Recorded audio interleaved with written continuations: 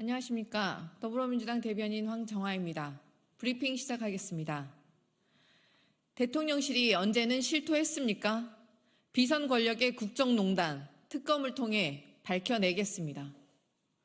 김건희 여사가 여당의 공천에까지 개입했다는 의혹이 불거지자 대통령실은 결과적으로 공천이 안 되었다면서 또다시 핵심을 비껴가는 말장난을 내뱉었습니다.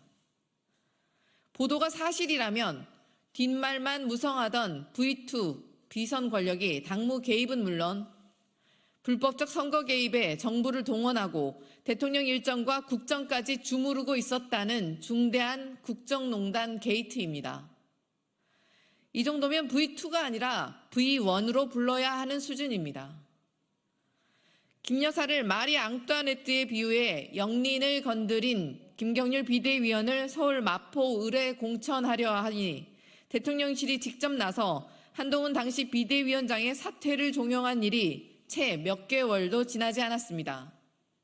이런데도 대통령실은 공천에 관여한 바 없다고 잡아뗄 작정입니까? 각종 의혹이 터져 나올 때마다 조건 반사처럼 부인만 하는 대통령실을 더는 신뢰할 수 없습니다. 해병대원 수사 외압 의혹도 대통령실 관여한 바 없다 발뺌했지만 증거만 속속들이 드러나고 있습니다.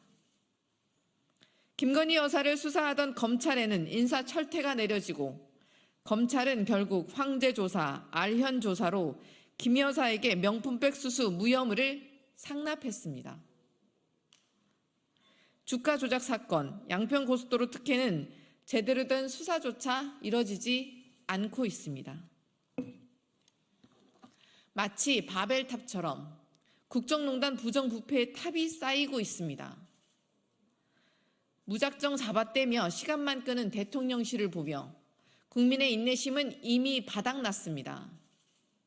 더불어민주당은 김건희 특검법을 통해 반드시 진실을 규명하고 권력을 사유화하는 국정농단을 저지하겠습니다. 두 번째 브리핑 시작하겠습니다.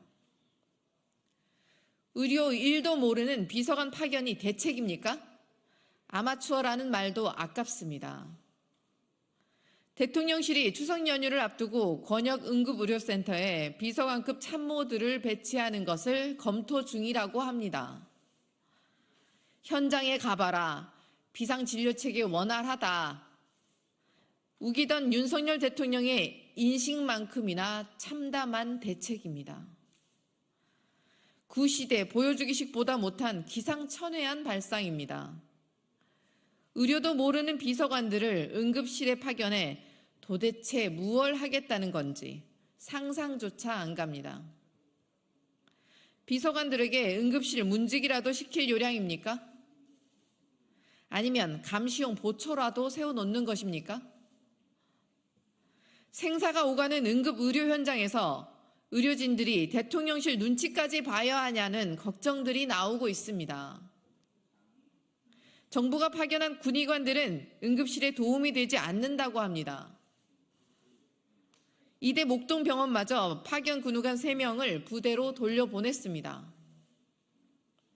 아마추어 정부라는 질타를 꺼내기도 아깝습니다. 소꿉장난하듯 국정을 멋대로 주무르니 국민의 고통만 깊어지고 있습니다. 한 국민은 불과 100m 떨어진 응급실조차 진료를 거부해 의식불명 상태입니다.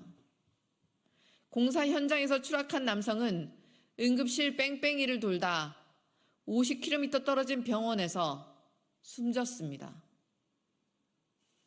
국민은 응급실 뺑뺑이만 돌다 죽어나가는데 정부 여당은 전화 한 통이면 프리패스라 국민의 목숨을 담보로 의료농단을 이어가겠다는 것입니까?